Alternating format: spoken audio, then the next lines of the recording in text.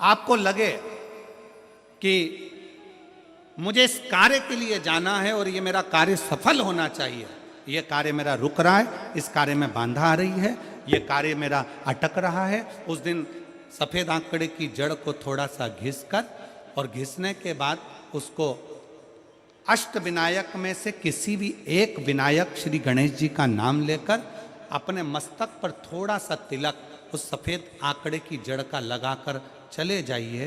वो कार्य आपका सफल होकर ही रहेगा, भले 8 दिन लग जाएं, 10 दिन लग जाएं, पर सफलता उस कार्य में मिलती जरूर है। पहले नंबर पर आता है सफेद आंकड़े की जड़ का तिलक। दूसरे नंबर पर अपामार्ग की बीज का तिलक। अपामार्ग एक पौधा होता है, आप लोग टीवी पर उसका दर्शन कर रहे होंगे, एलईडी पर आप देख रहे होंगे। अपामार्ग की जड़ का अर्थात अपामार्ग का जो पौधा होता है उसका जो बीज होता है, जैसे आप ऊपर लगा हुआ देख रहे हैं, इसमें बीज लग रहा है, पौधे को आप लोग देख रहे होंगे टीवी पर, एलईडी पर, एलईडी भी चल रही है, एलईडी पर भी देख रहे होंगे कि ये अपामार्ग का जो पौधा होता है ये आपको आपके घर के आसपास में कहीं पर भी मिल जाएगा, जंगल में मिल जाएगा, आपके घर के पास लगा हुआ मिल जाएगा, यह हर कहीं लग जाता है।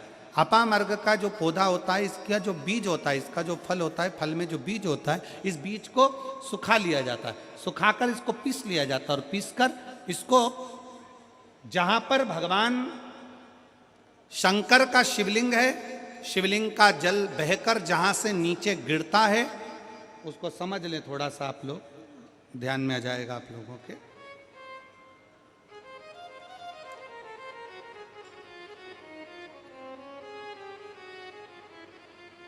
इधर देखिए, शिवलिंग की ओर ध्यान देंगे।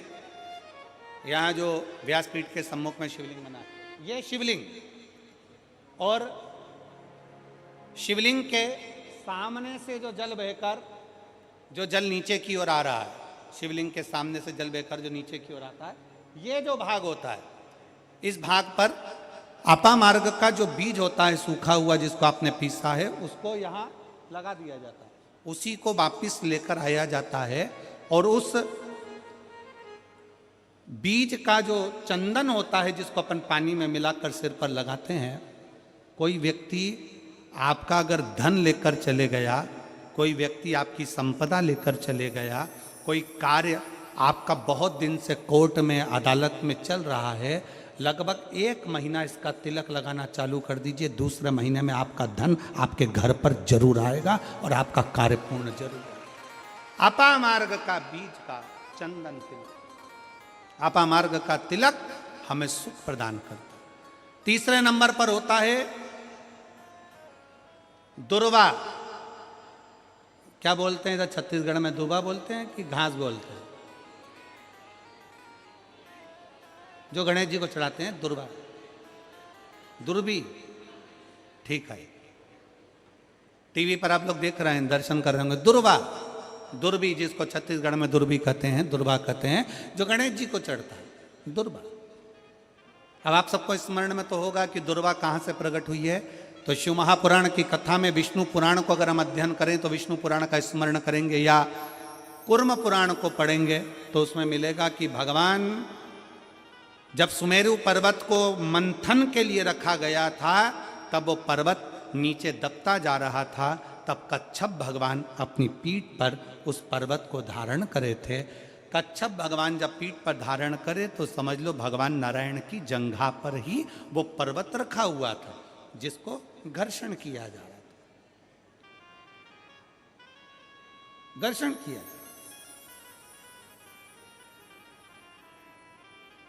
वो पर्वत जैसा जैसा घसा रहा था, रोम गिर रहे थे, उसी रोम की दुर्वा का भाव हमारे शास्त्रों में आता, उसी से दुर्वा की उत्पत्ति मानी। दुर्वा गणेश जी को प्रिय है, और दुर्वा का फल कितना है? दुर्वा का फल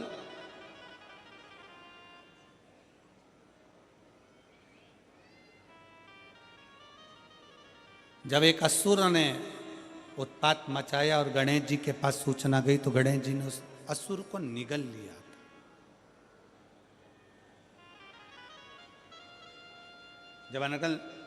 जब देखा अनायास उस असुर की ओर देखा तो भगवान गणेश जी ने उसको निगल कर अपने गर्भ में, अपने पेट में उसको धारण कर, अंदर ज्वाला उत्पन्न हुई। भगवान शंकर ने एक दुर्वा गणेश जी को दी, उन्होंने पाई, अंदर बैठा हुआ असुर समाप्त हो।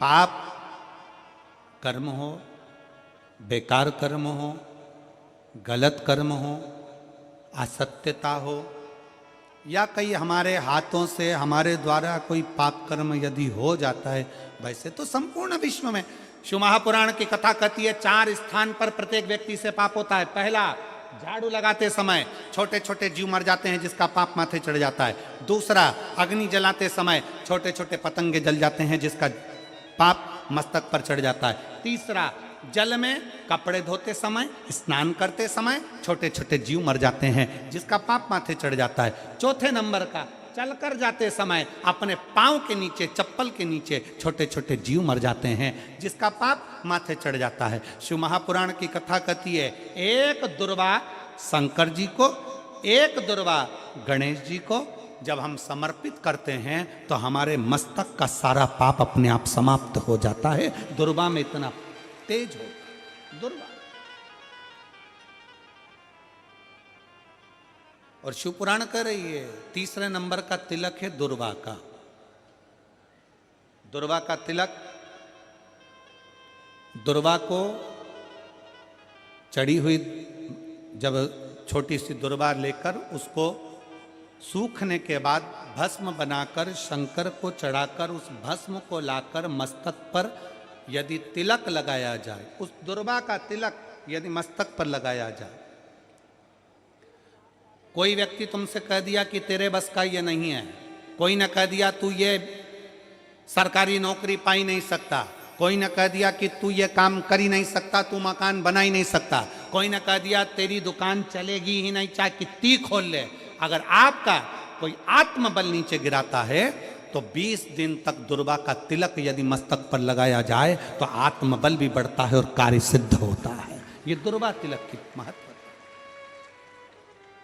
चौथे नंबर पर आता है बेलपत्र की जड़ का तिलक, जिसको हम पहले भी कथाओं में बोल चुके हैं कि बेलपत्र कि मिट्टी का भी अगर तिलक लगाया जाए, बेलपत्र के नीचे की मिट्टी का भी अगर तिलक लगाया जाए तो वो भी फल देता है। तो बेलपत्र की जड़ का तिलक तो बहुत मूल है। कभी मान लो कहीं बेलपत्र की जड़ ऐसे नहीं निकालना चाहिए, बेलपत्र हरा भरा रहे तो कभी उसकी जड़ नहीं निकालनी, कभी भी। मान लो कोई बेलपत्र का वृक्ष सूख गया, कोई बेलपत्र का वृक्ष अगर सूख गया है, उसकी अगर जड़ मिल गई है तो उसको घिस कर उसका चंदन बनाकर शिव का लेपन कर उस चंदन को अपने मस्तक पर भी धारण कर सकते।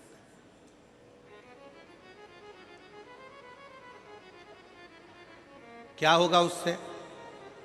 तो कहा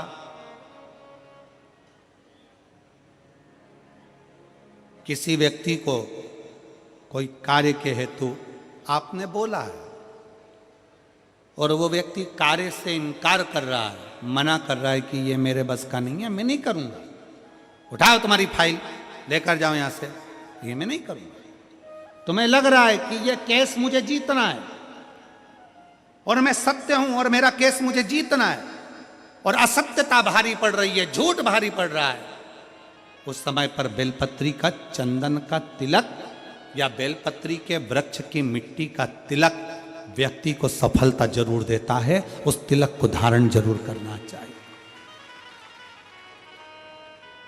उस तिलक को जरूर धारण।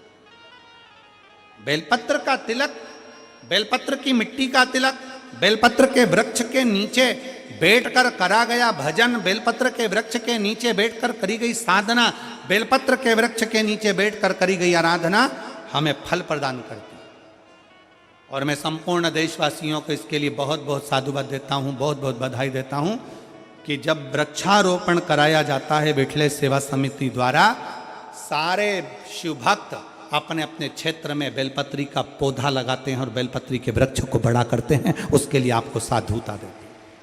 साधुता अपने जीते जी अपने जीवन काल में प्रयास जरूर करो कि बेलपत्री का पौधा जरूर लगाया जाए, क्योंकि जब हम भोले बाबा के भगवान शंकर के चरणों में जाएं तो शिव कृपा करें, शिव करुणा करें।